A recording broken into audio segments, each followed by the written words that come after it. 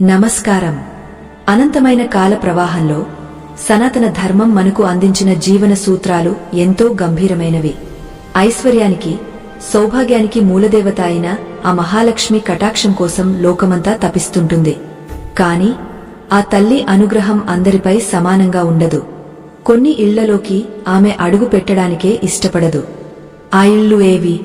ఆ దౌర్భాగ్యానికి కారణాలేమిటి అనే రహస్యాలను ఈనాడు మనం దర్శించబోతున్నాం. ఈ ప్రయాణం సామాన్యమైనది కాదు.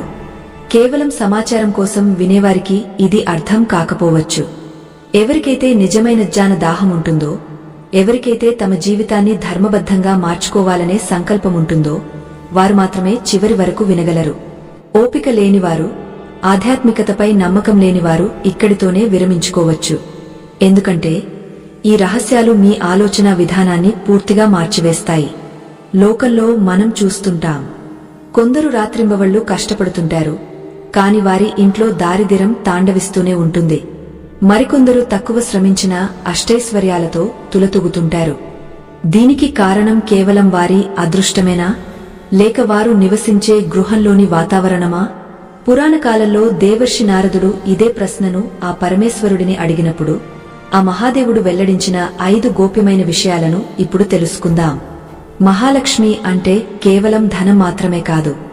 ఆమె శాంతికి, తృప్తికి, సంతోషానికి చిహ్నం. ఎక్కడైతే పరిశుభ్రత ఉండదో, ఎక్కడైతే నిత్యం కలహాలు జరుగుతుంటాయో అక్కడ ఆమె నిమిషం కూడా నిలవదు. మన పురాణాలు స్పష్టంగా చెబుతున్నాయి, మహాలక్ష్మి సోదరి అయిన జ్యేష్ఠాదేవి లేదా అలక్ష్మి ఎప్పుడూ దారిద్ర్యానికి మార్గం సుగమం చేస్తుంది. ఈ అలక్ష్మికి ఇష్టమైన 5 రకాల ఇళ్లు ఏవో తెలిస్తే మీరు నిజంగానే ఆశ్చర్యపోతారు. మొదటి కారణం అశుచి. కేవలం బాహ్యమైన అశుచి మాత్రమే కాదు, మానసికమైన అపవిత్రత కూడా లక్ష్మీదేవిని దూరం చేస్తుంది. ఏ ఇంట్లో అయితే సూర్యోదయానికి ముందే ఉడ్చడం, తుడవడం వంటి పనులు జరగవో ఆ ఇల్లు అలక్ష్మికి నివాసంగా మారుతుంది. పురాణాల ప్రకారం ఉషఃకాలంలో దేవతలు భూలోక సంచారం చేస్తారు. ఆ సమయంలో ఏ గృహమైతే అంధకారంలో, మురికిలో కూరుకుపోయి ఉంటుందో ఆ గృహాన్ని చూసి లక్ష్మీదేవి వెనుతిరుగుతుంది. పూర్వం ఒక ధనవంతుడైన వర్తకుడు ఉండేవాడు. అతనికి అపారమైన సంపద ఉండేది. కాని కాలక్రమేణా అతనికి అహంకారం పెరిగి తన ఇంటిని, తన పరిసరాన్ని నిర్లక్ష్యం చేయడం ప్రారంభించాడు. అతిథులను అవమానించడం, ఇంట్లో ఎక్కడ పడితే అక్కడ ఎంగలి పాత్రలను వదిలివేయడం అలవాటు చేసుకున్నాడు. దీని ఫలితంగా కొద్ది రోజుల్లోనే అతని వ్యాపారం దెబ్బతిని అప్పుల పాలయ్యాడు. ఇది కేవలం ఒక కథ కాదు, ప్రకృతి సిద్ధాంతం. నిజానికి మన ఇల్లు ఒక దేవాలయం లాంటిది. దేహమే దేవాలయమని పెద్దలు ఊరకనే అనలేదు.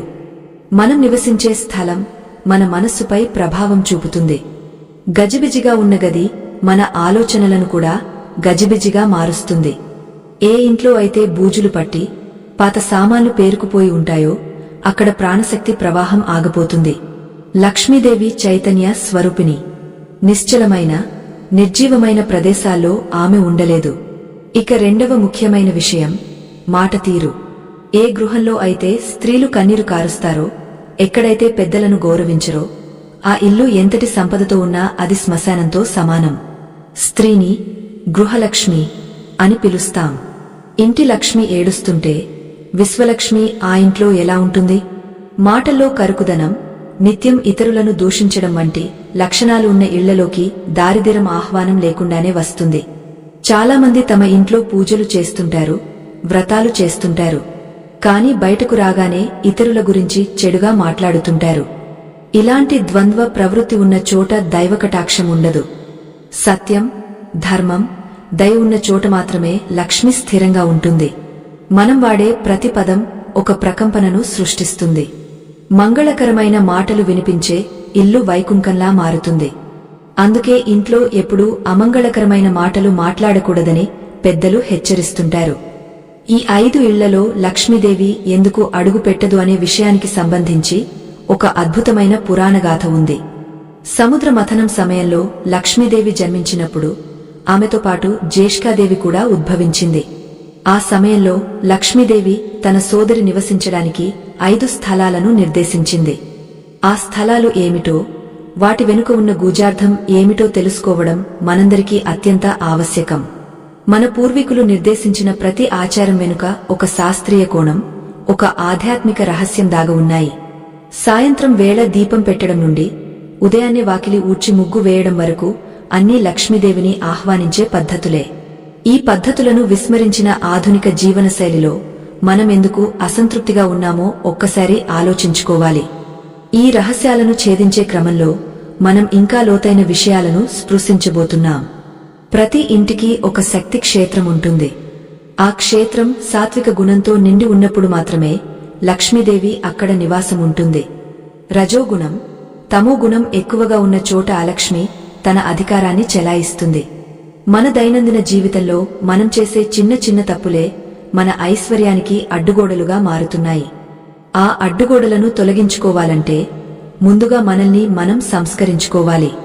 కాలం ఎంతో విలువైనది, కాని ఆ కాలం ఇచ్చే అనుభవాలు అంతకంటే విలువైనవి. సనాతన ధర్మం మనకు అందించిన అమూల్యమైన జ్ఞాన సంపదను అర్థం చేసుకోవడానికి కేవలం చెవులు ఉంటే సరిపోదు. ఆ జ్ఞానాన్ని స్వీకరించే సంస్కారం, నిలకడైన మనస్సు కూడా ఉండాలి. సంస్కారం లేని చదువు, శ్రద్ధ లేని వినికిడి రెండూ నిష్ప్రయోజనమే. ఈ ప్రయాణంలో ముందుకు సాగే కొద్దీ మన జీవితాల్లో మనం తెలియకుండా చేస్తున్న పొరపాట్లు ఎంతటి దౌర్భాగ్యానికి దారితీస్తున్నాయో మీకు స్పష్టంగా అర్థమవుతుంది.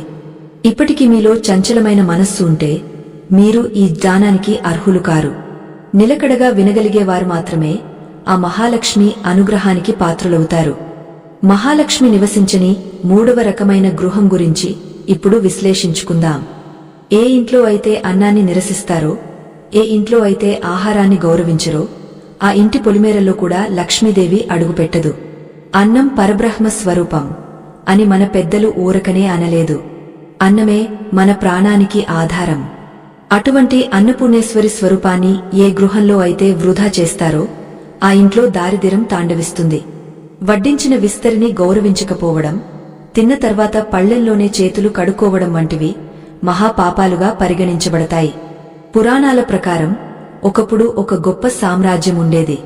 ఆ దేశపు రాజు ఎంతో ధనవంతుడు, కాని అతనికి అన్నం పట్ల గౌరవం ఉండేది కాదు.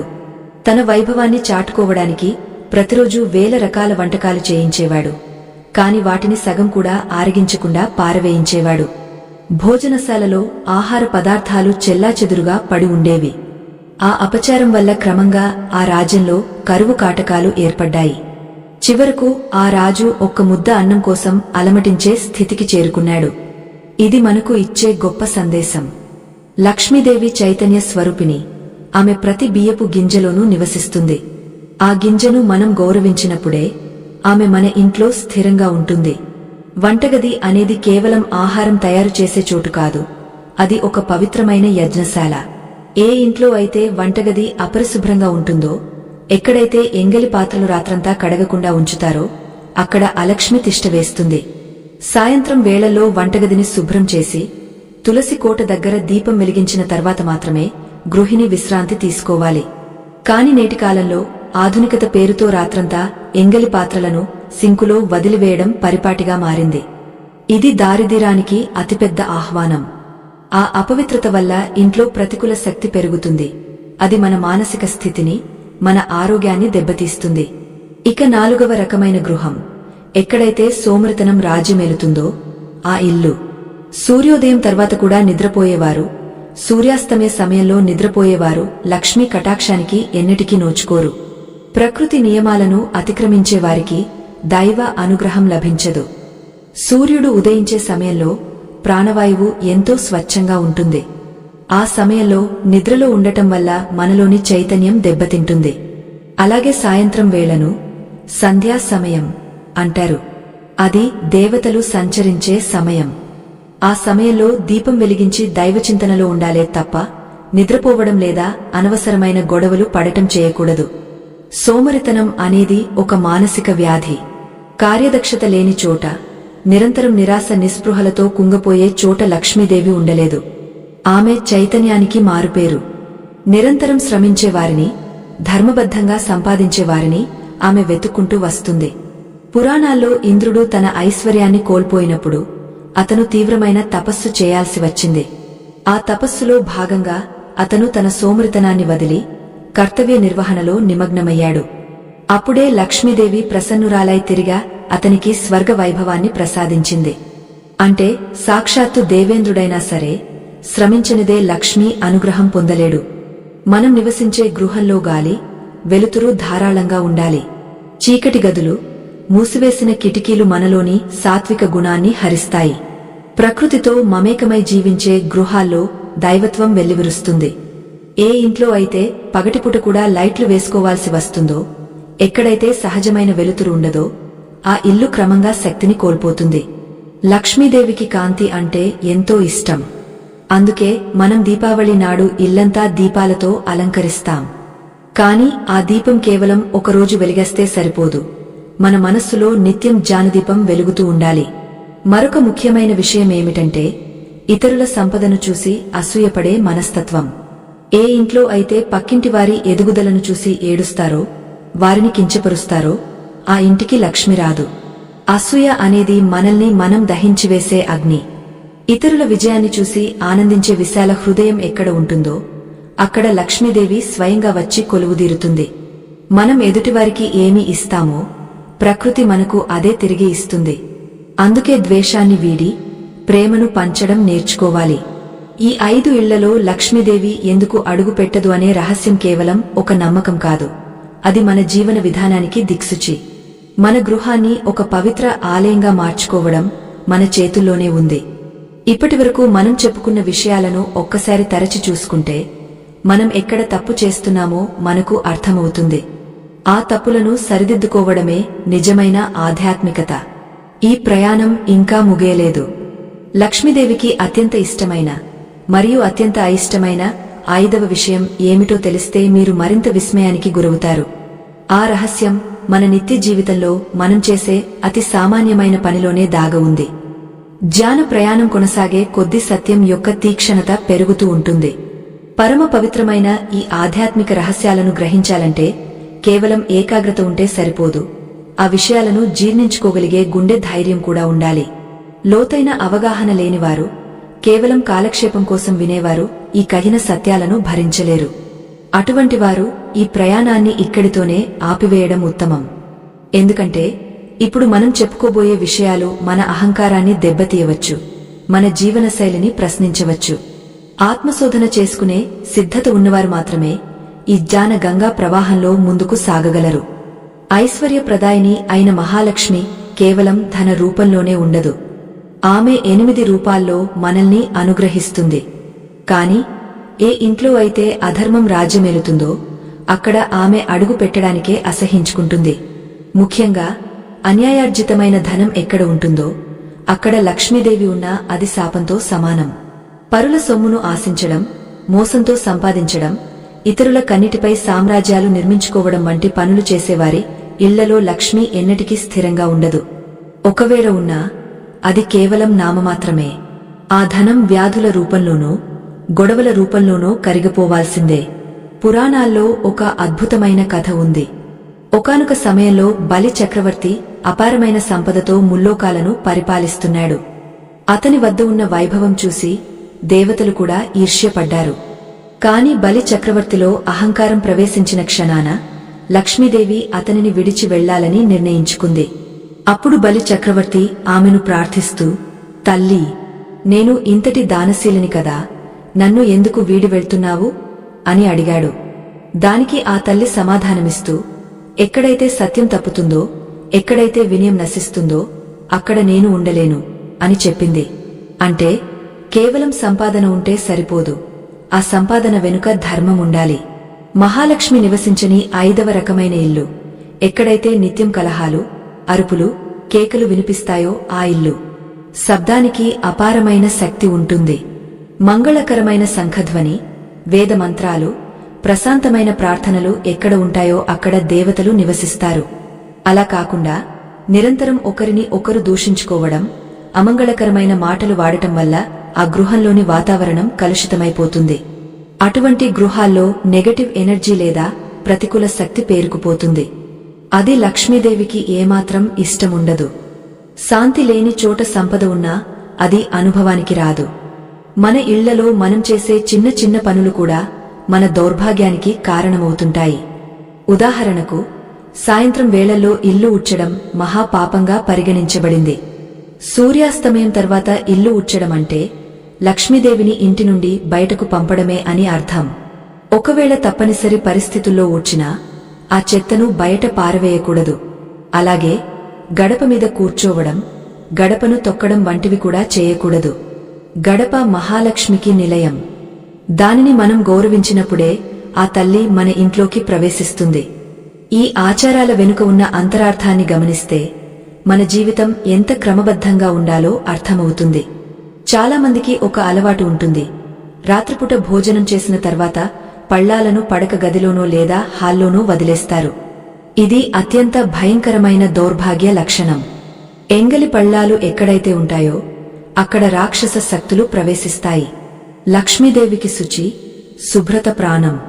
వంటగదిలోని పొయ్యిని కూడా దైవ సమానంగా చూడాలి. రాత్రిపూట వంటగదిని శుభ్రం చేసి లక్ష్మీదేవికి మనస్కరించుకుని నిద్రపోవాలి.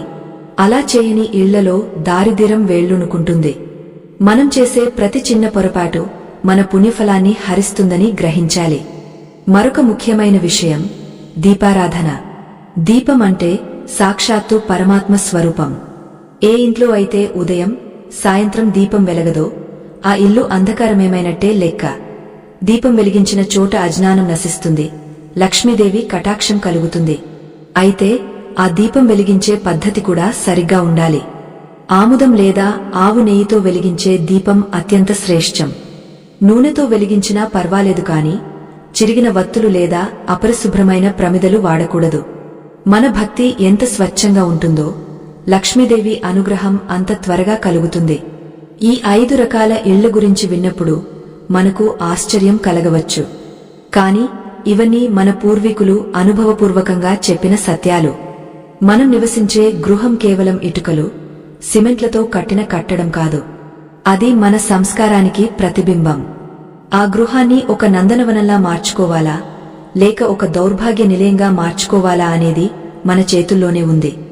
లక్ష్మీదేవి రాకను మనం ఆహ్వానించాలంటే మన ఆలోచనల్లో, మన మాటల్లో, మన పనుల్లో పవిత్రత ఉండాలి. ఆ పవిత్రత లేని చోట ఆమె ఒక్క క్షణం కూడా నిలవదు. ధర్మబద్ధమైన జీవితం గడపడం అంటే కష్టాలతో కూడుకున్నది కావచ్చు, కాని అది ఇచ్చే ఫలితం శాశ్వతమైనది.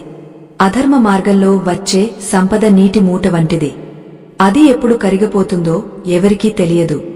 అందుకే మన పెద్దలు ధర్మో రక్షతి రక్షితః అన్నారు. మనం ధర్మాన్ని రక్షిస్తే ఆ ధర్మం మనల్ని, మన సంపదను రక్షిస్తుంది. ఈ రహస్యాలను మనం ఎంత త్వరగా గ్రహించి ఆచరణలో పెడతామో అంత త్వరగా మన జీవితాల్లో మార్పు మొదలవుతుంది. ఆ మార్పుకు నాంది పలకడమే ఈ ఆధ్యాత్మిక ప్రయాణ ఉద్దేశ్యం. లోకల్లో ఎంతోమంది ఈ నియమాలను పాటించకుండా కష్టపడుతుంటారు. వారికి తెలియని విషయమేమిటంటే భౌతిక శ్రమతో పాటు దైవ బలం కూడా అవసరం. ఆ దైవ బలం కలగాలంటే లక్ష్మీదేవికి ఇష్టమైన పనులు చేయాలి. ఆమెకు ఇష్టం లేని ఆ 5 రకాల గృహాల జాబితాలో మన గృహం లేకుండా చూసుకోవాలి. ఇది కేవలం ఒక హెచ్చరిక కాదు, మన క్షేమం కోసం చెప్పబడిన హితబోధ. ఈ సత్యాలను గ్రహించి ఆచరించడం ద్వారా మాత్రమే మనం సంపూర్ణ ఐశ్వర్యాన్ని పొందగలం. ధ్యానమనేది ఒక అగాధమైన సముద్రం. దాని లోతును చూడాలంటే కేవలం ఉపరితలంపై ఈత కొడితే సరిపోదు, ప్రాణాలకు తెగించి అడుగు వరకు వెళ్ళాలి. ఈ ఆధ్యాత్మిక ప్రయాణంలో మనం 4వ అడుగు వేస్తున్నాం.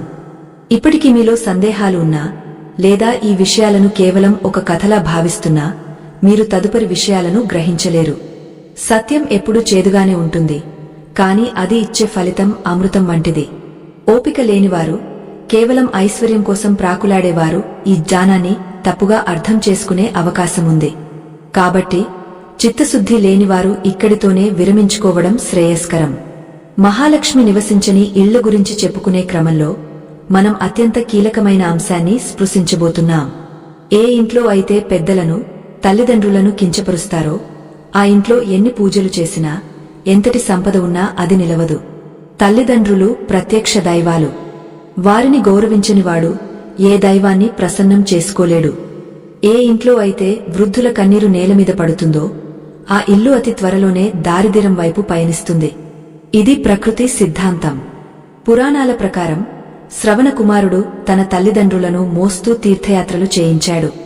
అతని భక్తికి మెచ్చి సాక్షాత్తు దైవమే అతనిని అనుగ్రహించింది. అలాగే ఏ గృహంలో అయితే వృద్ధుల ఆశీర్వచనాలు ప్రతిధ్వనిస్తాయో ఆ గృహాన్ని కాపాడటానికి లక్ష్మీదేవి కవచంలా నిలుస్తుంది. దానికి విరుద్ధంగా తల్లిదండ్రులను భారంగా భావించేవారు, వారిని నిరాదరణకు గురిచేసేవారు తమ అదృష్టాన్ని తామే చేజేతులా తుడిచేసుకుంటున్నారు. ఐశ్వర్యం అంటే కేవలం బంగారు నగలు కాదు, పెద్దల దీవెనలే నిజమైన ఐశ్వర్యం. ఇక 5వ రకమైన దౌర్భాగ్య నిలయం, అబద్ధాలకు, కుట్రలకు కేంద్రమైన ఇల్లు. ఏ ఇంట్లో అయితే ప్రతి చిన్న విషయానికి అబద్ధాలు చెబుతారో, ఇతరులను మోసం చేయడానికి ప్రణాళికలు వేస్తారో ఆ ఇంట్లో లక్ష్మీదేవి ఒక్క క్షణం కూడా నిలబడదు. సత్యం ఎక్కడ ఉంటుందో లక్ష్మి అక్కడ ఉంటుంది. అబద్ధం అనేది అంధకారంతో సమానం. అంధకారం ఉన్న చోట వెలుగు ఉండదు. మనం ఆడే ప్రతి అబద్ధం మన గృహంలోని సాత్విక శక్తిని హరించివేస్తుంది. చాలామంది అనుకుంటారు, నేను ఒక చిన్న అబద్ధం చెబితే ఏమవుతుంది అని. కాని ఆ చిన్న అబద్ధమే ఒక పెద్ద పాపానికి పునాది అవుతుంది. మోసపూరితమైన ఆలోచనలు ఉన్న చోట మనస్సు ప్రశాంతంగా ఉండదు. మనస్సు ప్రశాంతంగా లేని చోట ఏ పని సక్రమంగా జరగదు. ఫలితంగా వ్యాపారాల్లో నష్టాలు, ఉద్యోగాల్లో ఇబ్బందులు ఎదురవుతాయి. వీటినే మనం దారిద్ర్య లక్షణాలు అంటాం. మహాలక్ష్మికి సత్యస్వరూపిణి అనే పేరు ఉంది. ఆమెను ఆహ్వానించాలంటే మన మాటలో, చేతలో సత్యం ఉండాలి. మరొక ముఖ్యమైన విషయమేమిటంటే ఇతరులను హింసించే ప్రవృత్తి.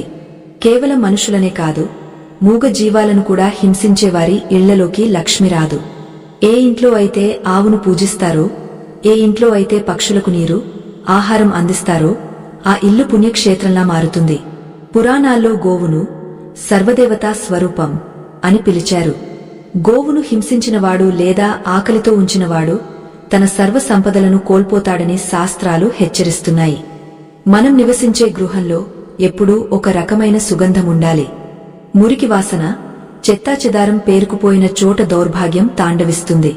ప్రతిరోజూ ఉదయం సాంబ్రాణి ధూపం వేయడం వల్ల గృహంలోని ప్రతికూల శక్తులు నశిస్తాయి.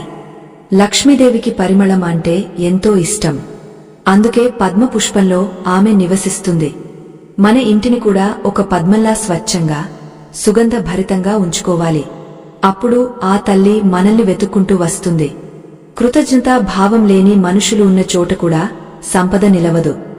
మనకు సహాయం చేసిన వారిని మర్చిపోవడం, భగవంతుడు ఇచ్చిన దానికి తృప్తి చెందకపోవడం వంటివి లక్ష్మీదేవికి కోపం తెప్పిస్తాయి. ఏ స్థితిలో ఉన్నా భగవంతునికి కృతజ్ఞతలు చెప్పుకునే గుణం మనలో ఉండాలి. తృప్తి లేని మనస్సు ఎప్పుడూ అశాంతితో రగిలిపోతుంది. ఆ అశాంతి మనల్ని అథఃపాతాళానికి తొక్కుతుంది. ఐశ్వర్యం కావాలని కోరుకోవడం తప్పు కాదు, కాని అది ధర్మబద్ధంగా, తృప్తితో కూడి ఉండాలి. ఒకానొక సమయంలో దేవేంద్రుడు అహంకారంతో మునిని అవమానించినప్పుడు లక్ష్మీదేవి సముద్రంలోకి వెళ్లిపోయింది. అప్పుడు దేవతలందరూ తమ వైభవాన్ని కోల్పోయి దిక్కుతోచని స్థితిలో పడిపోయారు. అంటే అహంకారం ఎంతటి వారినైనా దారిద్ర్యంలోకి నెట్టేస్తుంది. మనం ఎంత ఎదిగినా ఒదిగ ఉండటం నేర్చుకోవాలి. మన ఇంటి గడప దాటి వచ్చే అతిథిని ఆదరించడం, ఆర్తులకు సహాయం చేయడం వంటివి లక్ష్మీ కటాక్షాన్ని స్థిరపరుస్తాయి. ఈ 5 ఇళ్లలో లక్ష్మీదేవి ఎందుకు అడుగు పెట్టదు అనే విషయాలను విన్నప్పుడు మనలో ఒక రకమైన ఆందోళన కలగవచ్చు. కాని ఆ ఆందోళన మనల్ని మార్పు వైపు నడిపించాలి. ఇప్పటివరకు చేసిన తప్పులను గుర్తించి వాటిని సరిదిద్దుకోవడానికి ప్రయత్నించాలి. పురాణగాథలు మనల్ని భయపెట్టడానికి కాదు, మనల్ని సరైన మార్గంలో నడిపించడానికి పుట్టాయి. ఆ మార్గంలో నడిచినప్పుడే మన జీవితం ధన్యం అవుతుంది. మహాలక్ష్మి అనుగ్రహం అనేది కేవలం పూజలతోనే రాదు, మన ప్రవర్తనతో వస్తుంది. మన ఇంటిని మనం ఎలా ఉంచుకుంటామో మన మనస్సును కూడా అలాగే ఉంచుకోవాలి. అంతరంగం శుద్ధిగా లేనిదే బాహ్యమైన శుద్ధి నిష్ప్రయోజనం. ఈ రహస్యాలను మరింత లోతుగా అర్థం చేసుకుంటే అసలు లక్ష్మీదేవి మన ఇంట్లో శాశ్వతంగా ఉండాలంటే మనం చేయవలసిన ఆ ఒక్క పని ఏమిటో మనకు స్పష్టమవుతుంది. ఆ రహస్యాన్ని తెలుసుకునే ముందు మనల్ని మనం ఒక్కసారి ప్రశ్నించుకుందాం. మనం ఆ తల్లికి అర్హులమేనా? ఈ ఆధ్యాత్మిక సాగరమథనంలో మనం 5వ ఘట్టానికి చేరుకున్నాం. సత్యం వైపు నడిచే అడుగులు ఎప్పుడూ భారంగానే అనిపిస్తాయి, కాని ఆ అడుగులే మనల్ని అమరత్వానికి చేరుస్తాయి. లోతైన ఈ రహస్యాలను స్వీకరించే శక్తి అందరికీ ఉండదు. ఎవరికైతే సంస్కారం, ఓపిక మెండుగా ఉంటాయో వారు మాత్రమే ఈ జ్ఞాన గంగా ప్రవాహంలో తడిసి ముద్దవుతారు. ఏకాగ్రత లేనివారు, కేవలం పైపైన మెరుగుల కోసం ఆశపడేవారు ఇప్పటికే వెనుతిరిగి ఉంటారు. మీరు ఇంకా వింటున్నారు అంటే ఆ మహాలక్ష్మి కటాక్షం పొందే అర్హత మీకు లభిస్తోందని అర్థం. ఈ ప్రయాణాన్ని అత్యంత శ్రద్ధతో, నిశ్చలమైన మనస్సుతో కొనసాగించండి. మహాలక్ష్మి నివసించని 5 రకాల ఇళ్ల గురించి మనం చర్చిస్తున్నాం. ఇప్పటివరకు మనం బాహ్య శుభ్రత, మాటతీరు, ఆహార గౌరవం మరియు క్రమశిక్షణ గురించి తెలుసుకున్నాం. ఇప్పుడు మనం అత్యంత గంభీరమైన 5వ విషయాన్ని స్పృశించబోతున్నాం. ఏ గృహంలో అయితే కృతజ్ఞతా భావముండదో, ఏ గృహంలో అయితే కేవలం స్వార్థమే పరమావధిగా జీవిస్తారో ఆ ఇల్లు మహాలక్ష్మికి బందిఖానా లాంటిది. సంపాదన పెరగాలి అని కోరుకోవడం తప్పు కాదు, కాని ఆ సంపాదనలో 10 మందికి మేలు చేసే గుణం లేకపోతే ఆ ధనం విషంతో సమానం. దానం చేయని చేయి, దయలేని హృదయమున్న చోట ఐశ్వర్యం నిలవదు. పురాణాల కాలంలో ఒక గొప్ప వైశ్యుడు ఉండేవాడు. అతని వద్ద అంతులేని ధనరాశులు ఉండేవి. కాని అతను పరమలోభి. తన ఇంట్లో పనిచేసేవారికి సరైన జీతాలు ఇచ్చేవాడు కాదు. ఆకలితో వచ్చిన వారికి ఒక్క మెతుకు కూడా పెట్టేవాడు కాదు. తన వద్ద ఉన్న ధనాన్ని భూమిలో పాతిపెట్టి దానిని చూస్తూ మురిసిపోయేవాడు. ఒకరోజు అతని కలలోకి మహాలక్ష్మి వచ్చింది. ఆమె అతనికి దర్శనమిచ్చి, ఓయి, నీ ధనం నీ వద్దే ఉంది, కాని నేను నిన్ను విడిచి వెళ్తున్నాను అని చెప్పింది. ఆ వర్తకుడు ఆశ్చర్యపోయి, అమ్మా, నా వద్ద ధనమున్నప్పుడు మీరు వెళ్లడం ఏమిటి అని అడిగాడు. దానికి ఆ తల్లి, ధనం అనేది ప్రవహించే నీరు లాంటిది. అది 10 మందికి ఉపయోగపడినప్పుడే దానికి పవిత్రత వస్తుంది. నిశ్చలంగా నిలిచిపోయిన నీరు ఎలాగైతే కుళ్ళిపోతుందో, దానం చేయని ధనం కూడా అలాగే అపవిత్రమవుతుంది. అక్కడ నేను ఉండలేను, కేవలం నా సోదరి అలక్ష్మి మాత్రమే ఉంటుంది అని వెల్లడించింది. మన సనాతన ధర్మం దానమే శ్రేష్టం అని బోధిస్తోంది. సంపాదించిన దానిలో కొంత భాగం సమాజ శ్రేయస్సు కోసం, ధర్మ ప్రచారం కోసం వెచ్చించాలి. ఏ గృహంలో అయితే నిత్యం దానధర్మాలు జరుగుతాయో, ఏ గృహంలో అయితే ఆకలితో ఉన్న జీవికి అన్నం లభిస్తుందో ఆ గృహాన్ని వెతుక్కుంటూ మహాలక్ష్మి వస్తుంది. స్వార్థంతో కూడబెట్టిన సంపద అగ్నిలో ఆహుతి కావడమో లేక దొంగల పాలు కావడమో జరుగుతుంది. కాని ధర్మం కోసం ఖర్చు చేసిన సొమ్ము 1000 రెట్లు తిరిగి వస్తుంది. ఇది ప్రకృతి అమోఘమైన సూత్రం. మనం ప్రకృతికి ఏమి ఇస్తామో అదే మనకు రెట్టింపు అయి తిరిగి వస్తుంది. ఈ ధర్మ ప్రయాణంలో మనం ఒక ముఖ్యమైన ఘట్టానికి చేరుకున్నాం. ఈ విజ్ఞానాన్ని, ఆధ్యాత్మిక రహస్యాలను భావి తరాలకు అందించడం మనందరి బాధ్యత. నేటి సమాజంలో సనాతన ధర్మం పట్ల అవగాహన కరువవుతోంది. ఇటువంటి గొప్ప విషయాలను 10 మందికి చేరవేయడానికి, ఈ ధర్మ ప్రచారాన్ని నిరంతరాయంగా కొనసాగించడానికి మీ మద్దతు ఎంతో అవసరం. కేవలం వినడమే కాకుండా ఈ కార్యంలో మీరు కూడా భాగస్వాములు కావాలని మా కోరిక.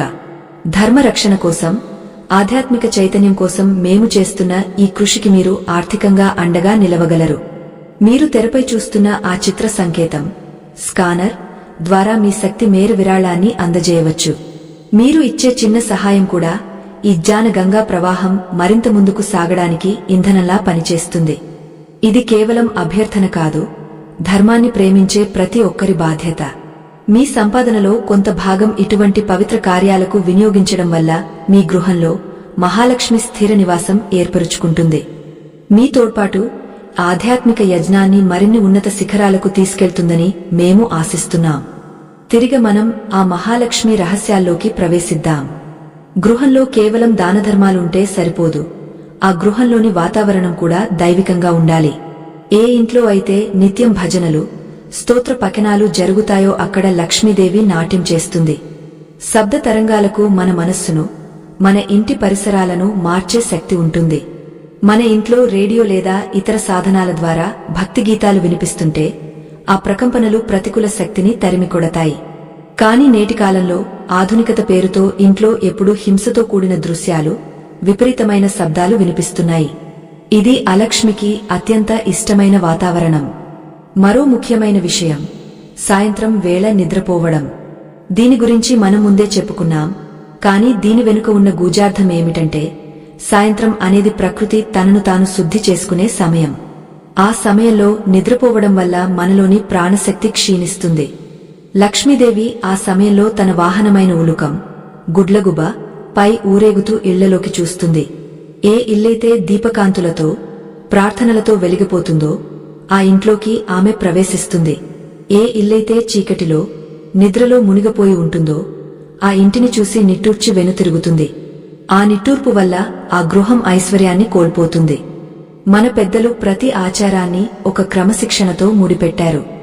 ఉదయాన్నే లేవడం, స్నానం చేయడం, గడపకు పసుపు కుంకుమ పెట్టడం ఇవన్నీ కేవలం పద్ధతులు కావు. ఇవి మన ఇంటికి ఒక రక్షణ కవచాన్ని నిర్మిస్తాయి. ఈ కవచమున్న చోట దుష్ట శక్తులు ప్రవేశించలేవు.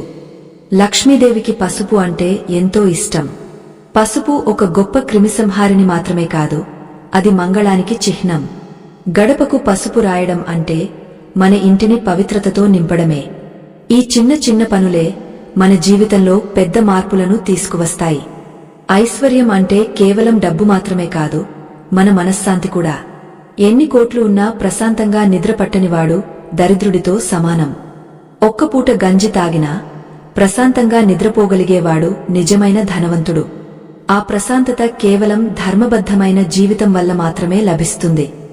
లక్ష్మీదేవి మనకు సంపదతో పాటు ఆ ప్రశాంతతను కూడా ప్రసాదించాలని కోరుకుందాం.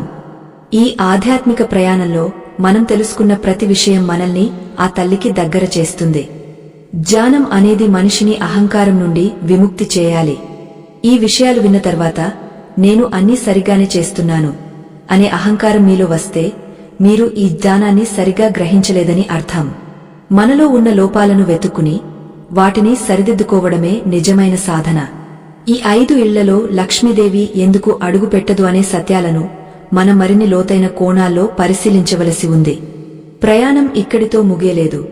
అసలైన రహస్యాలు ఇకపై వెల్లడి కాబోతున్నాయి. సత్యమనేది ఒక ధారగా ప్రవహిస్తున్నప్పుడు దానిని స్వీకరించే పాత్ర కూడా అంతే పవిత్రంగా ఉండాలి. జ్ఞానమనే ఈ ప్రయాణంలో మనం 6వ మెట్టుపై నిలబడి ఉన్నాం. ఇప్పటివరకు మనం విన్న విషయాలు మీ అంతరంగాన్ని తట్టి లేపుతున్నాయని నేను ఆశిస్తున్నాను. కేవలం శ్రవణం చేయడం వల్ల పుణ్యం రాదు. విన్న దానిని మననం చేసుకుని ఆచరణలో పెట్టినప్పుడే ఆ మహాలక్ష్మి కటాక్షం సిద్ధిస్తుంది. మనస్సు నిలకడగా లేనివారు, కేవలం అద్భుతాల కోసం ఎదురుచూసేవారు ఈ గంభీరమైన సత్యాలను గ్రహించలేరు. మీకు నిజంగానే ఆ తల్లి అనుగ్రహం కావాలంటే మీలోని చంచలత్వాన్ని వదిలి ఏకాగ్రతతో ఈ విషయాలను ఆలకించండి.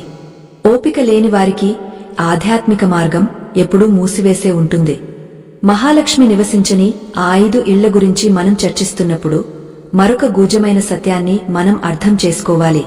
కేవలం ఇల్లు శుభ్రంగా ఉంటే సరిపోదు, ఆ ఇంట్లోని మనుషుల ప్రవర్తన కూడా అంతే స్వచ్ఛంగా ఉండాలి. ముఖ్యంగా ఏ గృహంలో అయితే అతిథి సత్కారం ఉండదో ఆ ఇల్లు మహాలక్ష్మికి నివాస యోగ్యం కాదు. అతిథి దేవో భవ అనేది మన సంస్కృతిలో ఒక మూలసూత్రం. అపరిచితుడైనా, ఆకలితో మన గడప తొక్కిన వాడైనా అతడిని ఆదరించడం మన ధర్మం. ఎవరైతే వచ్చిన అతిథిని ఈసడించుకుంటారో, ఎవరైతే ముఖం చాటేస్తారో వారి పుణ్యఫలం ఆ అతిథితో పాటే వెళ్లిపోతుంది. పురాణాల్లో ఒక అద్భుతమైన వృత్తాంతముంది. పూర్వం ఒక నిరుపేద బ్రాహ్మణుడు ఉండేవాడు. అతనికి తినడానికి తిండి లేకపోయినా తన వద్ద ఉన్న కొద్దిపాటి ఆహారాన్ని కూడా వచ్చిన అతిథికి పెట్టి తాను ఆకలితో పడుకునేవాడు.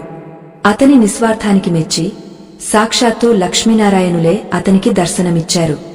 దానికి విరుద్ధంగా అపారమైన సంపద ఉండి కూడా ఎవరికీ పైసా సాయం చేయని లోభుల ఇళ్లలో లక్ష్మీదేవి ఎప్పుడూ బందీగా ఉండదు. ఆమె చైతన్య స్వరూపిణి, ప్రవహించే నది వంటిది. దానం చేయని ధనం నిలువ ఉన్న నీరులా కుళ్ళిపోతుంది. ఆ కుళ్ళిన చోట అలక్ష్మి నివాసం ఏర్పరుచుకుంటుంది. ఇక 5వ రకమైన దౌర్భాగ్య నిలయం. ఏ ఇంట్లో అయితే అగ్ని గౌరవించబడదో ఆ ఇల్లు. అగ్ని దేవుడు మన గృహానికి సాక్షి. మనం వండే వంటలో, మనం వెలిగించే దీపంలో అగ్ని ఉంటుంది. ఏ ఇంట్లో అయితే పొయ్యిని అపవిత్రంగా ఉంచుతారో, ఎక్కడైతే వంట చేసేటప్పుడు కోపంతో, చిరాకుతో వండుతారో ఆహారం విషంతో సమానం అవుతుంది. మనం చేసే వంటలో మన భావాలు కలిసి ఉంటాయి. ప్రేమతో వండిన గంజి అయినా అమృతమవుతుంది, ద్వేషంతో వండిన పాయసమైనా రోగకారకమవుతుంది. అందుకే గృహిణి వంటగదిలోకి వెళ్లేటప్పుడు ప్రశాంతమైన మనస్సుతో దైవచింతనతో వెళ్లాలని పెద్దలు చెబుతుంటారు. మహాలక్ష్మికి అన్నపూర్ణ అనే పేరు కూడా ఉంది. ఏ ఇంట్లో అయితే అన్నాన్ని పారేస్తారో, ఏ ఇంట్లో అయితే ఆహారాన్ని నిరసిస్తారో ఆ ఇంట్లో దారిద్ర్యం తాండవిస్తుంది. మనం తినే ప్రతి మెతుకు వెనుక ఒక రైతు శ్రమ, ప్రకృతి సహకారం, భగవంతుని కృప ఉంటాయి. వాటిని విస్మరించి ఆహారాన్ని వృధా చేయడం అంటే సాక్షాత్తు ఆ తల్లిని అవమానించడమే. చాలామంది ఆధునికత పేరుతో హోటళ్ల నుండి తెచ్చుకున్న ఆహారాన్ని సగం తిని పారేస్తుంటారు. ఇది ఐశ్వర్యానికి గొడ్డలి పెట్టు వంటిది. మనం ఎంత తక్కువ ఆహారాన్ని వృధా చేస్తామో అంత ఎక్కువ సంపద మన ఇంట్లో స్థిరంగా ఉంటుంది. అలాగే నిద్రపోయే పద్ధతి కూడా మన ఐశ్వర్యాన్ని ప్రభావితం చేస్తుంది. ఏ ఇంట్లో అయితే మనుషులు దిశలు తెలియకుండా అపసవ్య దిశలో నిద్రపోతారో అక్కడ ప్రాణశక్తి ప్రవాహం దెబ్బతింటుంది. ముఖ్యంగా ఉత్తర దిశలో తలపెట్టి నిద్రపోవడం వల్ల శరీరంలోని అయస్కాంత క్షేత్రం దెబ్బతింటుంది. ఇది మానసిక ఒత్తిడికి, అనారోగ్యానికి దారితీస్తుంది. అనారోగ్యమున్న చోట ఆటోమేటిక్గా ధనం ఖర్చవుతుంది. లక్ష్మీదేవికి ఆరోగ్యం, ఆనందమున్న చోట ఉండటం ఇష్టం. మన దైనందిన జీవితంలో మనం పాటించే ఈ చిన్న చిన్న నియమాలే మనల్ని ఉన్నత స్థితికి చేరుస్తాయి. మరొక ముఖ్యమైన రహస్యమేమిటంటే ఇల్లు కట్టేటప్పుడు వాస్తు నియమాలను పాటించడం. వాస్తు అనేది కేవలం ఒక మూఢనమ్మకం కాదు, అది దిశల యొక్క శక్తిని సమన్వయం చేసే శాస్త్రం. ఏ ఇంట్లో అయితే ఈశాన్య మూల బరువుగా ఉంటుందో, ఎక్కడైతే నైరుతి మూల ఖాళీగా ఉంటుందో ఆ ఇల్లు ఆర్థిక ఇబ్బందుల్లో కూరుకుపోతుంది. పంచభూతాల అనుగ్రహం లేని చోట దైవ బలం కూడా పనిచేయదు. మన గృహం ప్రకృతితో మమేకమై ఉండాలి. గాలి, వెలుతురు ధారాళంగా వచ్చే ఇల్లు ఎప్పుడూ శుభప్రదంగా ఉంటుంది. అంధకారంలో ఉన్న గదులు ప్రతికూల శక్తులకు నిలయాలు. సూర్యాస్తమయ సమయంలో మనం చేసే పనులు అత్యంత కీలకం. ఆ సమయంలో ఇల్లు ఊడ్చడం, నిద్రపోవడం, జుట్టు దువ్వుకోవడం, గోళ్లు కత్తిరించుకోవడం వంటివి అస్సలు చేయకూడదు. ఆ సమయం ప్రకృతి సంధికాలం. ఆ సమయంలో దేవతలు భూలోక సంచారం చేస్తూ మన గృహాలను గమనిస్తుంటారు. ఏ గృహంలో అయితే దీపారాధన జరిగి శోభాయమానంగా ఉంటుందో ఆ గృహాన్ని వారు ఆశీర్వదిస్తారు. ఏ ఇంట్లో అయితే అశ్రద్ధ, అపరిశుభ్రత ఉంటాయో ఆ ఇంటిని విడిచి వెళ్లిపోతారు. లక్ష్మీదేవి ఒక్కసారి ఒక ఇంటిని విడిచి వెళ్ళిందంటే మళ్లీ ఆమెను ప్రసన్నం చేసుకోవడం ఎంతో కష్టం. చాలామంది అడుగుతుంటారు, మేము అన్ని పాటిస్తున్నాం, అయినా మాకు ఎందుకు కష్టాలు వస్తున్నాయి అని. దానికి సమాధానం మన పూర్వజన్మ కర్మల్లో ఉంటుంది. కాని ప్రస్తుత జన్మలో మనం చేసే ధర్మబద్ధమైన పనులు ఆ కర్మల ప్రభావాన్ని తగ్గస్తాయి. లక్ష్మీదేవికి ఇష్టం లేని పనులు మానుకోవడం వల్ల మనం కొత్తగా పాపాలను మూటగట్టుకోకుండా ఉంటాం. మన ఇంటిని ఒక దేవాలయంగా భావించి అక్కడ మంగళకరమైన పనులు చేయడం వల్ల క్రమంగా మన కష్టాలు తొలగిపోతాయి. ఐశ్వర్యం అనేది కేవలం అదృష్టం వల్ల రాదు, అది మన క్రమశిక్షణ వల్ల లభిస్తుంది. ఈ 5 ఇళ్లలో లక్ష్మీదేవి అడుగుపెట్టదు అనడానికి గల కారణాలను విశ్లేషిస్తే మనకు ఒక విషయం స్పష్టమవుతుంది. ఆమె కేవలం ధనానికి మాత్రమే అధిదేవత కాదు, ఆమె సంస్కారానికి, పద్ధతికి, పవిత్రతకు నిదర్శనం. ఆ లక్షణాలు మనలో ఉన్నప్పుడు ఆమె మనల్ని వెతుక్కుంటూ వస్తుంది. మన ఇంట్లో ఉన్న దారిద్ర్యాన్ని పోగొట్టుకోవాలంటే ముందుగా మనలోని అజ్ఞానాన్ని పోగొట్టుకోవాలి. ఈ జ్ఞాన ప్రయాణంలో మనం ఇంకా ఎన్నో ఆసక్తికరమైన, ఆశ్చర్యకరమైన విషయాలను తెలుసుకోబోతున్నాం. లక్ష్మీదేవికి అత్యంత ప్రియమైన ఆ ఒకే ఒక్క వస్తువు ఏమిటో, అది ఏ ఇంట్లో ఉంటే ఆమె అక్కడే ఉండిపోతుందో తదుపరి మనం దర్శించబోతున్నాం. ధ్యానమనేది ఒక ధృవతార వంటిది. ప్రయాణం ఎంత సుదీర్ఘంగా సాగినా ఆ తార చూపించే దిశ వైపు అడుగులు వేయగలిగితేనే మనం గమ్యాన్ని చేరుకోగలం. ఈ ఆధ్యాత్మిక ప్రయాణంలో మనం 7వ ఘట్టానికి చేరుకున్నాం. ఇప్పటివరకు మనం చెప్పుకున్న విషయాలు మీ జీవనశైలిని ప్రశ్నిస్తుండవచ్చు. కొందరికి ఇది భారంగా అనిపించవచ్చు. ఎవరికైతే నిజమైన పరివర్తన అక్కర్లేదో, ఎవరికైతే కేవలం వినోదం మాత్రమే కావాలో వారు ఈ గంభీరమైన సత్యాలను భరించలేరు. అటువంటి వారు ఇక్కడితోనే విరమించుకోవడం ఉత్తమం. ఎందుకంటే ముందుకు సాగే కొద్దీ సత్యం యొక్క తీక్షణత పెరుగుతుంది. ధైర్యం, చిత్తశుద్ధి ఉన్నవారు మాత్రమే ఈ జ్ఞాన గంగా ప్రవాహంలో తమను తాము పవిత్రం చేసుకోగలరు. మహాలక్ష్మి నివసించని ఆ 5 ఇళ్ల గురించి మనం చర్చిస్తున్నప్పుడు మనం గమనించవలసిన అత్యంత కీలకమైన అంశమేమిటంటే, లక్ష్మీదేవి ఎక్కడ నివసించాలి, ఏ ఇంట్లో నివసించాలి, ఏ ఇంట్లో అయితే లక్ష్మీదేవి నివసించదో ఆ ఇంటిని మనం ఎలా గుర్తించాలి. ఆ గృహంలోని వస్తువుల స్థితి. ఏ ఇంట్లో అయితే పగిలిన అద్దాలు, ఆగిపోయిన గడియారాలు, పగిలిన విగ్రహాలు ఉంటాయో ఆ ఇల్లు అలక్ష్మికి నిలయం. పగిలిన వస్తువు ప్రతికూల శక్తిని ఆకర్షిస్తుంది. అద్దం అనేది కాంతిని ప్రతిబింబించే వస్తువు. అది పగిలిందంటే అది మన అదృష్టాన్ని ముక్కలు చేస్తున్నట్టే లెక్క. అలాగే ఆగిపోయిన గడియారం కాలచక్రాన్ని స్తంభింపజేస్తుంది. కాలం నిలిచిపోయిన చోట అభివృద్ధి ఉండదు. ఏ ఇంట్లో అయితే పురాతనమైన, పాడైపోయిన వస్తువులను అటకమీద పేరుకుపోయేలా చేస్తారో అక్కడ దారిద్ర్యం వేళ్లునుకుంటుంది. పురాణాల్లో ఒక ఆసక్తికరమైన వృత్తాంతముంది. దేవర్షి నారదుడు ఒకసారి ఒక సంపన్న గృహానికి వెళ్లాడు. ఆ ఇల్లు బయటకు ఎంతో వైభవంగా కనిపిస్తోంది. కాని నారదుడు అక్కడి నుండి వెంటనే వెనుతిరిగాడు. అది చూసిన ఆ గృహ యజమాని పరుగెత్తుకుంటూ వచ్చి, స్వామీ, ఎందుకు లోపలికి రాకుండా వెళ్ళిపోతున్నారు అని అడిగాడు. దానికి నారదుడు శాంతంగా సమాధానమిచ్చాడు. నాయనా, నీ ఇంటి మూలల్లో చీకటి పేరుకుపోయింది. నీ గదుల్లో ఉపయోగం లేని వస్తువులు కుప్పలుగా ఉన్నాయి. ఎక్కడైతే ప్రాణశక్తి ప్రవాహం అడ్డుకోబడుతుందో అక్కడ దేవతలు ఉండలేరు. నీవు భౌతిక సంపదను పోగుచేశావు కాని దానిని ప్రవహించేలా చేయడం మర్చిపోయావు అని చెప్పాడు. అంటే మన ఇంట్లో ఉన్న ప్రతి వస్తువుకు ఒక శక్తి ఉంటుంది. అది సాత్విక శక్తిగా ఉండాలంటే ఆ వస్తువు పూర్ణంగా ఉండాలి. మహాలక్ష్మి నివసించని మరో రకమైన ఇల్లు. ఎక్కడైతే ముఖద్వారం లేదా గడప అగౌరవపరచబడుతుందో ఆ ఇల్లు. సింహద్వారం అనేది కేవలం లోపలికి రావడానికి దారి మాత్రమే కాదు, అది లక్ష్మీదేవి ప్రవేశద్వారం. ఏ ఇంట్లో అయితే గడప మీద కూర్చుంటారో, గడపను కాలితో తన్నుతారో అక్కడ లక్ష్మి అడుగు పెట్టదు. గడపకు పసుపు కుంకుమలు అద్దడం, ముగ్గులు వేయడం అనేవి కేవలం అలంకారాలు కావు. అవి ఆ తల్లికి మనమిచ్చే స్వాగత చిహ్నాలు. ఉదయాన్నే వాకిలి ఊడ్చి నీళ్లు చల్లని ఇల్లు శ్మశానంతో సమానం. ఆ అపరిశుభ్రతను చూసి లక్ష్మీదేవి మన ఇంటి పొలిమేరల నుండే వెనుతిరుగుతుంది. మనం వాడే బట్టలు కూడా మన ఐశ్వర్యాన్ని నిర్ణయిస్తాయి. చిరిగిన బట్టలు వేసుకోవడం, మాసిపోయిన దుస్తులను ధరించడం దారిద్ర్యానికి సంకేతాలు. సంపద లేకపోవడం వల్ల చిరిగిన బట్టలు వేసుకోవడం వేరు, కాని అశ్రద్ధ వల్ల అపరిశుభ్రంగా ఉండటం నేరం. ఏ గృహంలో అయితే మనుషులు స్నానం చేయకుండా భోజనం చేస్తారో అక్కడ లక్ష్మీదేవి ఉండదు. శుచి అనేది కేవలం శరీరానికే కాదు, మనం ధరించే వస్త్రాలకు కూడా ఉండాలి. మహాలక్ష్మికి స్వచ్ఛత అంటే ఎంతో ఇష్టం. తెల్లని వస్త్రాలు, పసుపు రంగు దుస్తులు ఆమెకు ప్రీతికరమైనవి. ఇవి మనలో సాత్విక భావాలను పెంపొందిస్తాయి. మరొక ముఖ్యమైన విషయం, మన గృహంలో ఉండే శబ్దాలు. ఏ ఇంట్లో అయితే తలుపులు తీసేటప్పుడు, వేసేటప్పుడు కిర్రుమనే శబ్దాలు వస్తాయో ఆ ఇల్లు అశాంతికి నిలయం.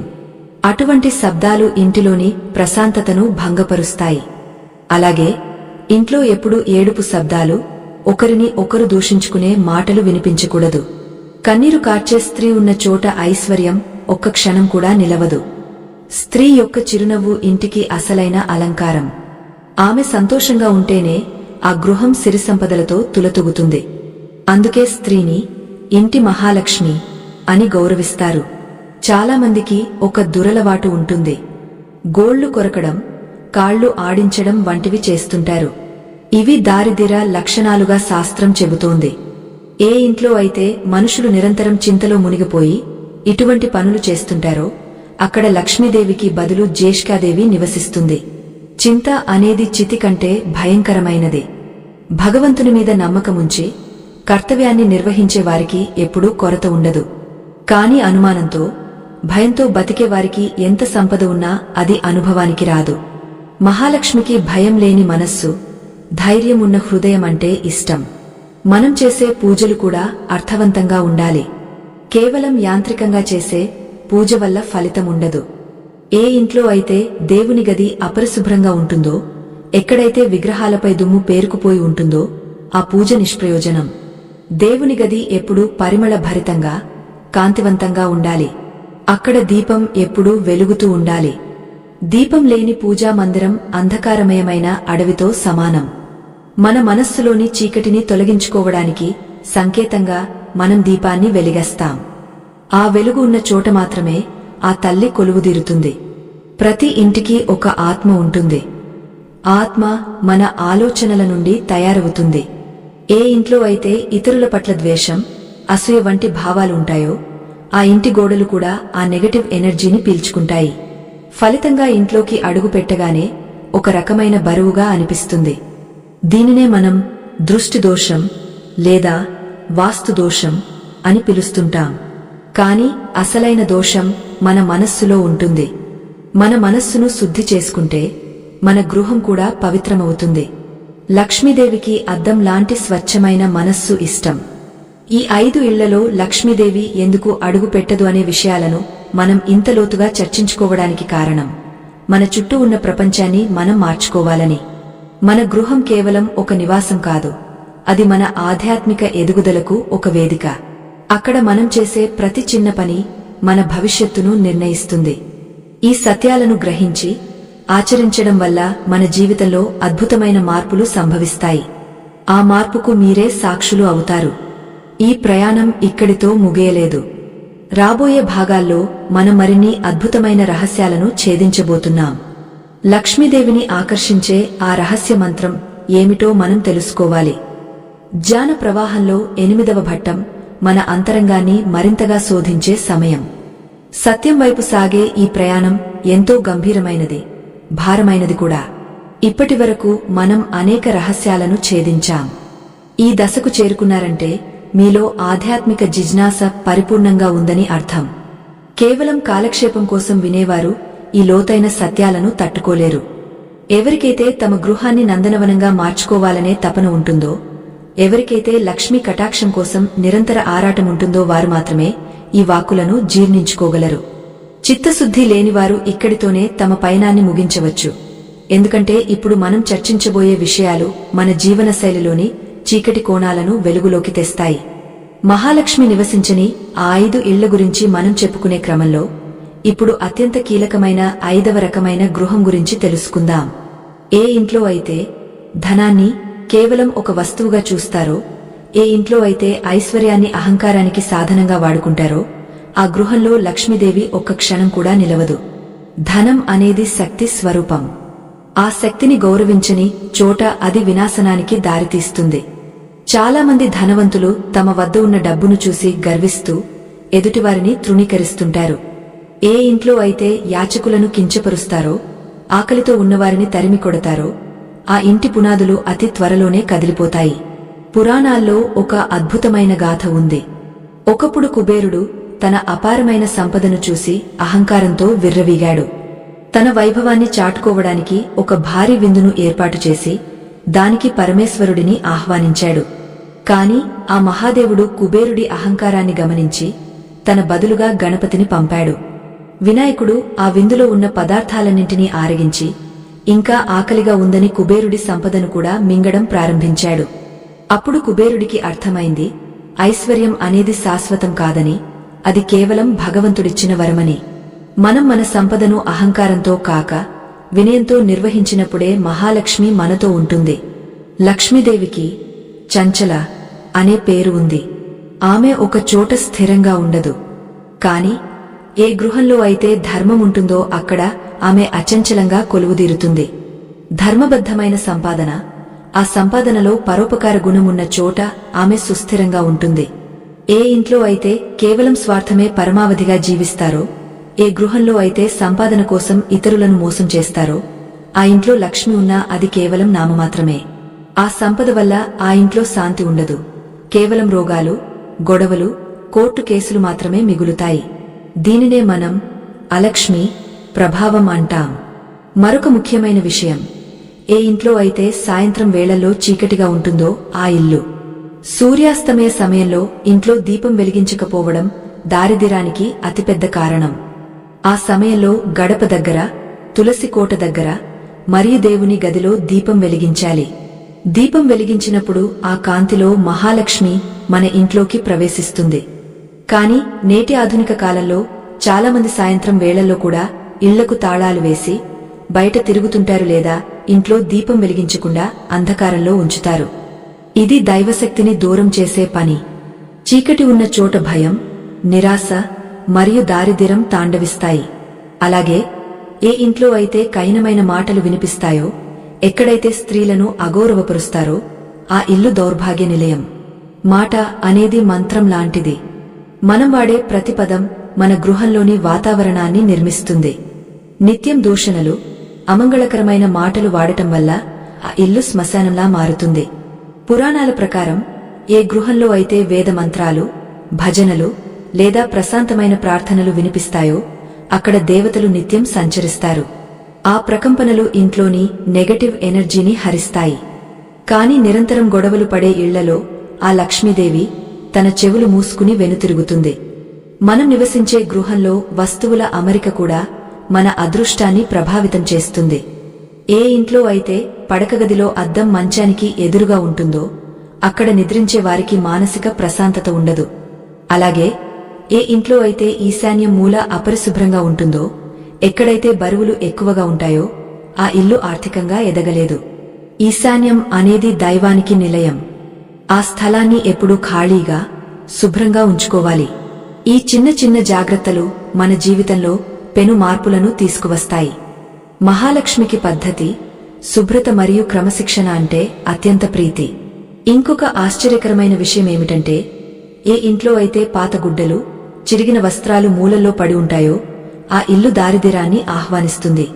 మన ఇంట్లో ఉండే ప్రతి వస్తువు మన ఆలోచనలను ప్రతిబింబిస్తుంది. పనికిరాని వస్తువులను ఏరిపారేయడం వల్ల ప్రాణశక్తి ప్రవాహం మెరుగవుతుంది. దారిద్ర్యం అనేది కేవలం డబ్బు లేకపోవడం కాదు, అది ఒక మానసిక స్థితి. ఆ స్థితి నుండి బయటపడాలంటే మన చుట్టూ ఉన్న వాతావరణాన్ని మార్చుకోవాలి. మన ఇంటిని ఒక దేవాలయంలా తీర్చిదిద్దుకోవాలి. అప్పుడు ఆ తల్లి మనల్ని అనుగ్రహించడానికి సిద్ధంగా ఉంటుంది. నిజానికి మహాలక్ష్మి మనపై కోపంతో వెళ్లిపోదు. మన ప్రవర్తన, మన ఆలోచనలు, మన ఇంటి వాతావరణమే ఆమెను మన నుండి దూరం చేస్తాయి. ఆమె శాంతి స్వరూపిణి, ప్రేమ స్వరూపిణి. ఆమెకు కావలసింది కేవలం భక్తి మాత్రమే కాదు, పవిత్రమైన జీవనశైలి. ఈ 5 రకాల ఇళ్లలో లక్ష్మీదేవి ఎందుకు ఉండదు అనే విషయాన్ని లోతుగా ఆలోచిస్తే మనలో ఉన్న లోపాలు మనకే అర్థమవుతాయి. ఆ లోపాలను సరిదిద్దుకోవడమే ఈ కథ యొక్క పరమార్థం. ఈ ఆధ్యాత్మిక ప్రయాణంలో మనం మరిన్ని రహస్యాలను తెలుసుకోబోతున్నాం.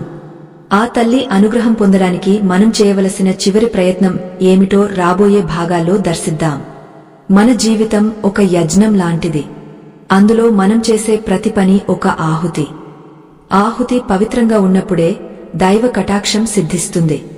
మన గృహాన్ని ఐశ్వర్య నిలయంగా మార్చుకోవడానికి ఈ జ్ఞానం ఒక దిక్సూచిలా పనిచేస్తుంది. సందేహాలను వీడి సంకల్పంతో ముందుకు సాగండి.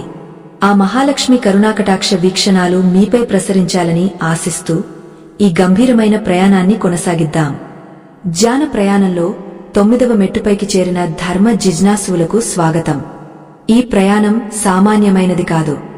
మనం ఇప్పటివరకు ఎన్నో రహస్యాలను, పురాణ గాథలను, జీవన సూత్రాలను స్పృశించాం. ఈ దశకు చేరుకున్నారంటే మీలో అచంచలమైన విశ్వాసం, అంతకు మించిన సహనమున్నాయని అర్థం. లోకంలో చాలామందికి ఆశలు ఎక్కువగా ఉంటాయి కాని ఆశయం పట్ల చిత్తశుద్ధి ఉండదు. ఐశ్వర్యం కావాలని కోరుకుంటారు కాని దానికి కావలసిన సంస్కారాన్ని అలవరచుకోవడానికి సిద్ధపడరు. అటువంటి వారు ఈ లోతైన సత్యాలను గ్రహించలేరు. నిజానికి ఈ విషయాలు వినడానికి కూడా ఒక పుణ్యఫలముండాలి. ఓపిక లేనివారు, కేవలం పైపైన మెరుగుల కోసం ఆశపడేవారు ఇప్పటికే ఈ దారి నుండి తప్పుకుని ఉంటారు. మీరు ఇంకా వింటున్నారు అంటే ఆ మహాలక్ష్మి కటాక్షం పొందే అర్హత మీకు లభిస్తోందని నేను నమ్ముతున్నాను. మహాలక్ష్మి ఈ 5 ఇళ్లలో ఎందుకు అడుగు పెట్టదు అనే ప్రశ్నకు సమాధానం వెతికే క్రమంలో మనమిప్పుడు అత్యంత రహస్యమైన మరియు మనల్ని దిగ్భ్రాంతికి గురిచేసే 5వ కారణాన్ని విశ్లేషించుకుందాం. పురాణాల ప్రకారం సముద్ర మథనం జరిగినప్పుడు లక్ష్మీదేవి కంటే ముందు ఆమె సోదరి జ్యేష్ఠాదేవి ఉద్భవించింది. ఆమెను మనం అలక్ష్మి అని కూడా పిలుస్తాం. లక్ష్మీదేవి ఎక్కడైతే ఐశ్వర్యాన్ని, శాంతిని ప్రసాదిస్తుందో అలక్ష్మి అక్కడ దారిద్ర్యాన్ని, అశాంతిని కలిగిస్తుంది. ఈ ఇద్దరు సోదరీమణుల మధ్య ఒక ఒప్పందం జరిగింది. దాని ప్రకారం అలక్ష్మి నివసించడానికి 5 నిర్దిష్టమైన స్థలాలను మహాలక్ష్మి కేటాయించింది. ఆ 5 స్థలాలు ఏ ఇంట్లో అయితే ఉంటాయో ఆ ఇంటికి మహాలక్ష్మి పొరపాటున కూడా అడుగుపెట్టదు. ఇది వినడానికి ఆశ్చర్యంగా ఉన్నా ఇది పరమ సత్యం. మొదటి స్థలం, ఎక్కడైతే అసత్యం రాజ్యమేలుతుందో ఆ ఇల్లు.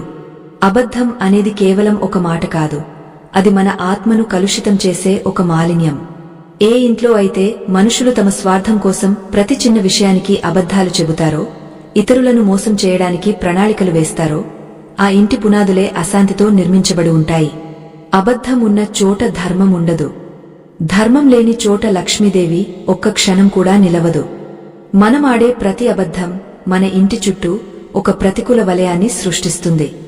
ఆ వలయం లక్ష్మీదేవిని లోపలికి రాకుండా అడ్డుకుంటుంది. అందుకే సత్యం పట్ల నిబద్ధత ఉన్న గృహాల్లోనే ఐశ్వర్యం స్థిరంగా ఉంటుంది.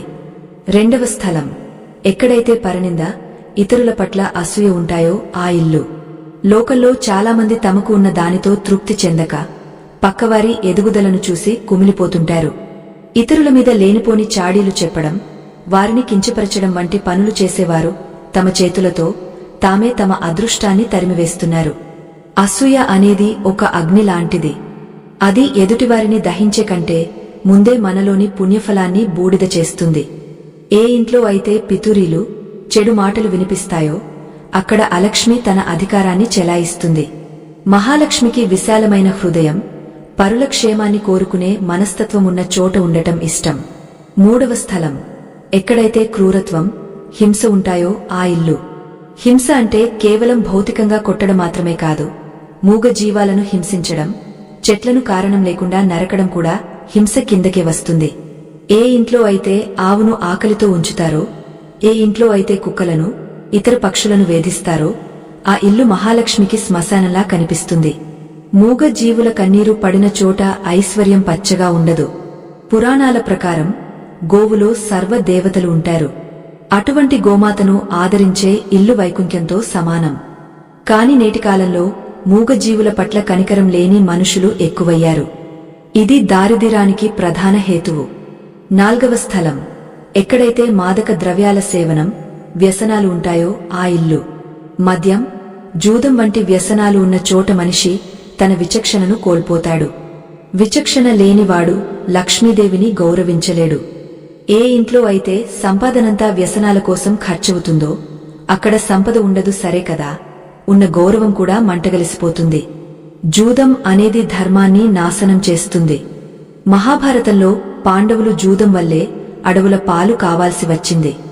అంటే ఎంతటి వారైనా వ్యసనాల బారిన పడితే వారిని మహాలక్ష్మి విడిచిపెడుతుంది. పవిత్రత లేని గృహాల్లో దైవత్వం మచ్చుకైనా కనిపించదు. ఐదవ మరియు అత్యంత ముఖ్యమైన స్థలం, ఎక్కడైతే స్త్రీలను గౌరవించరో, వారిని అవమానిస్తారో ఆ ఇల్లు. స్త్రీని శక్తి స్వరూపినిగా మన ధర్మం గౌరవిస్తోంది. ఏ ఇంట్లో అయితే గృహిణి కన్నీరు కారుస్తుందో, ఎక్కడైతే ఆడపిల్లలను భారంగా భావిస్తారో ఆ ఇంట్లో లక్ష్మీదేవి అడుగు పెట్టడానికి రోసిపోతుంది. స్త్రీ యొక్క శాపం అన్వయించిన గృహం ఎంతటి సంపదతో ఉన్నా అది క్షణాల్లో బుగ్గపాలవుతుంది.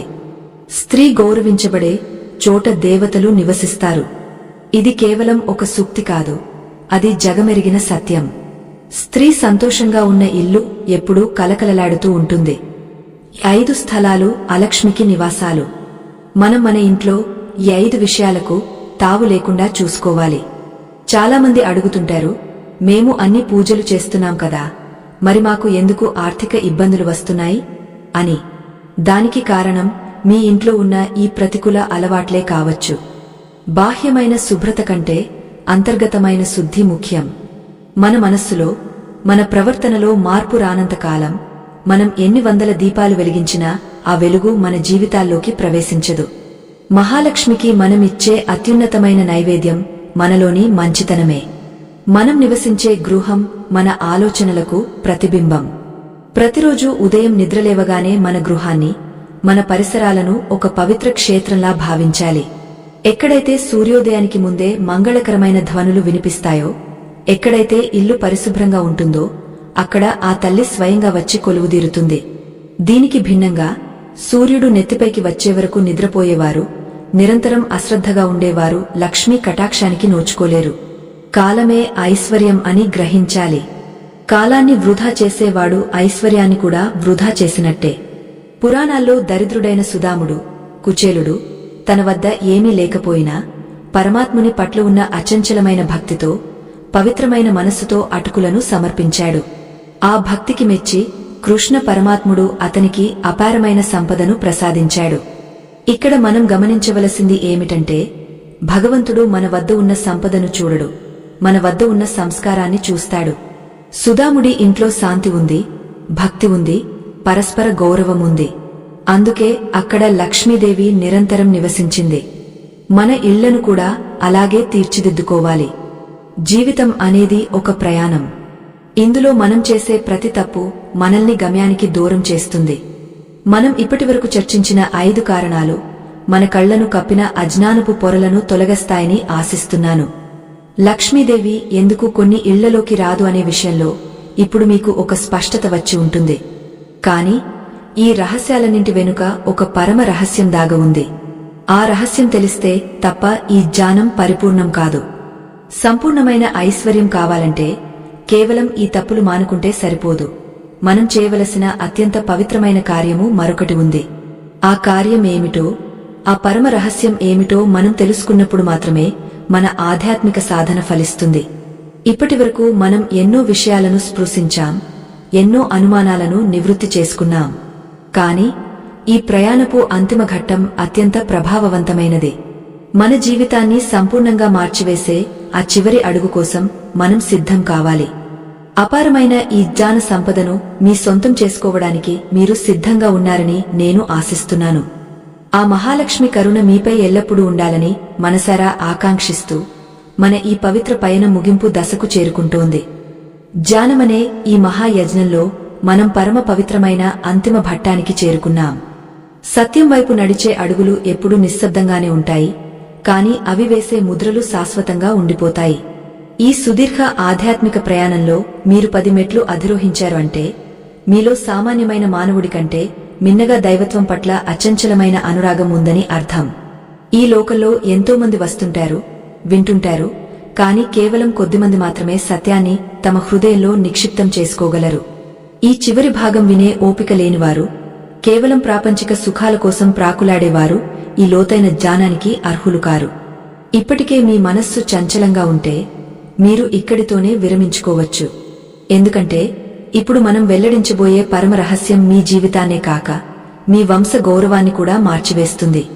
మహాలక్ష్మి నివసించని ఆ 5 ఇళ్ల గురించి మనం చర్చిస్తున్నప్పుడు మనం ఇప్పటివరకు బాహ్యమైన అశుచి, మాటలలోని కరుకుదనం, ఆహార అవమానం, సోమరితనం మరియు సత్యం లేని ప్రవర్తన గురించి తెలుసుకున్నాం.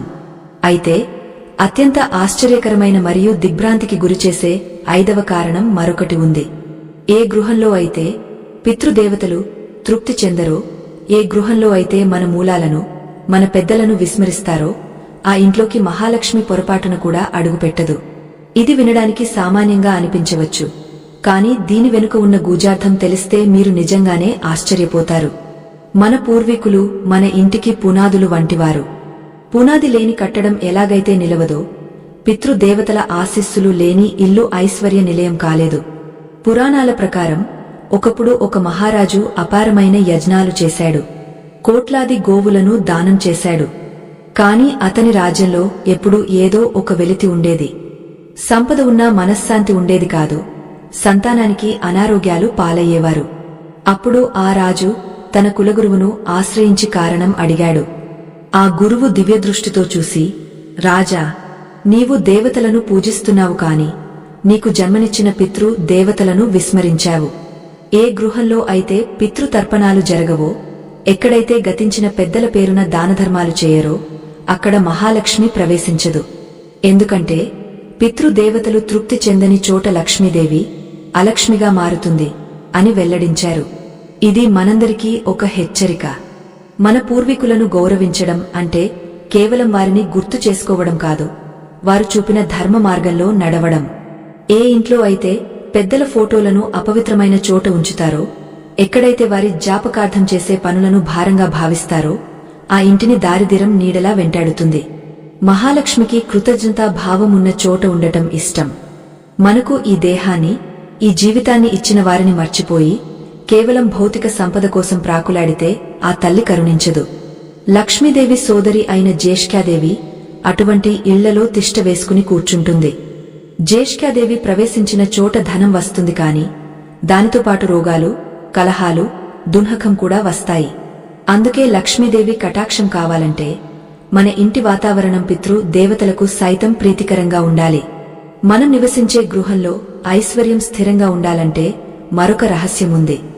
ఏ ఇంట్లో అయితే తులసి కోట అశ్రద్ధకు గురవుతుందో అక్కడ లక్ష్మి నిలవదు. తులసి సాక్షాత్తు మహాలక్ష్మి స్వరూపం. ఉదయాన్నే తులసి చెట్టుకు నీరు పోసి ప్రదక్షిణ చేసి సాయంత్రం వేళ దీపం వెలిగించే గృహాన్ని చూడటానికి దేవతలు సైతం తపిస్తారు. తులసి దళం ఉన్న చోట ఏ దుష్ట శక్తి ప్రవేశించలేదు. కాని నేటికాలంలో ఆధునికత పేరుతో ఇంట్లో మొక్కలను పెంచుతున్నారు కాని పవిత్రమైన తులసిని విస్మరిస్తున్నారు. ఇది మన సంస్కృతిని, మన ఐశ్వర్యాన్ని మనమే చేజేతులా దూరం చేసుకోవడమే. ఈ సుదీర్ఘ ప్రయాణంలో మనం ఎన్నో విషయాలు నేర్చుకున్నాం. ఐశ్వర్యం అంటే కేవలం డబ్బు కాదు, అది మన ఆరోగ్యం, మన ప్రశాంతత, మన సంతానం యొక్క ఎదుగుదల. ఇవన్నీ సిద్ధించాలంటే మన గృహాన్ని ఒక పవిత్ర క్షేత్రంలా మార్చుకోవాలి. ఇప్పటివరకు మనం చెప్పుకున్న 5 రకాల గృహాల జాబితాలో మీ ఇల్లు లేకుండా జాగ్రత్త పడండి. అపరిశుభ్రతను వదిలండి, కరుకు మాటలను వీడండి, అన్నాన్ని గౌరవించండి, సోమరితనాన్ని తరిమికొట్టండి మరియు సత్యాన్ని, ధర్మాన్ని ఆశ్రయించండి. ఈ చిన్న మార్పులే మీ జీవితంలో అద్భుతమైన ఐశ్వర్య కాంతిని నింపుతాయి. ఈ ధర్మ ప్రచార యజ్ఞంలో మీ తోడ్పాటు ఎంతో అమూల్యమైనది. సనాతన ధర్మం యొక్క గొప్పతనాన్ని, ఈ ఆధ్యాత్మిక రహస్యాలను ప్రపంచవ్యాప్తంగా ఉన్న తెలుగు ప్రజలకు చేరవేయడం మనందరి కర్తవ్యం. ఈ కార్యంలో పాలుపంచుకోవడం అంటే సాక్షాత్తు ఆ మహాలక్ష్మి సేవలో పాల్గొనడమే. ఈ విజ్ఞాన గంగా ప్రవాహం నిరంతరాయంగా సాగాలంటే మీ వంటి ధర్మ బంధువుల మద్దతు ఎంతో అవసరం. మీ సంపాదనలో కొంత భాగం ధర్మ రక్షణ కోసం, ఆధ్యాత్మిక చైతన్యం కోసం వినియోగించండి. మీరు ఇచ్చే ప్రతి చిన్న విరాళం కూడా ఎంతోమంది జీవితాల్లో వెలుగులు నింపుతుంది. మీరు ఈ దృశ్యంలో చూస్తున్న ఆ చిత్ర సంకేతం స్కానర్ ద్వారా మీ శక్తి మేరకు తోడ్పాటును అందించగలరు.